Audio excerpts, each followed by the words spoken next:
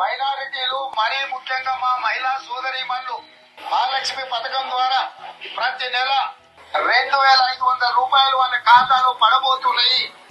నీ నానమ్మయ్య కలిపితే 7,500 రూపాయలు అవుతాయి. మంచిగా వాటితోటి ఓ చిట్టేద్దాం. ఆ వచ్చిన పైసలతోటి నీ పెళ్లికింత బంగారం కొంటాం. మన దుకాణం సేటు వచ్చే నెల నుంచి కొత్త చిట్టేస్తుండంట. నేను మన పేరు రాపిస్తా. నేను హైదరాబాద్ పోయి కోచింగ్ తీసుకుంటా అని చెప్పిన కదా, ఆ పైసలేదో నాకు ఇరి.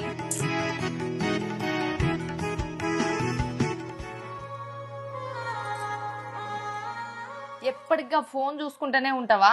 గా రేవంత్ రెడ్డి గెలిచి 4-5 నెలలు అవుతుంది. గా మహాలక్ష్మి పథకం గురించి ఏమన్నా చెప్పిండా? సడి లేదు, సప్పు లేదు. ఏమైందమ్మా, చిట్టి వేస్తా అన్నారు, మళ్ళీ ఏం చెప్పలేదు? రేవంత్ రెడ్డి మా ఆడోళ్లకు 2,500 ఇస్తా అన్నాడు. గది నమ్మి మేము మీ దగ్గర చిట్టేస్తా అని వచ్చినాం.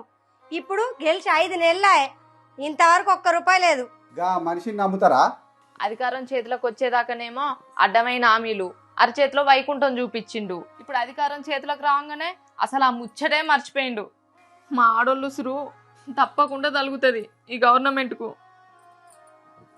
ఊకో అమ్మా, ఏడవకు. వచ్చే పార్లమెంట్ ఎన్నికలలో మనం కారు గుర్తుకే ఓటేద్దాం. కేసీఆర్ సార్కి హిమ్మతి ఇద్దాం.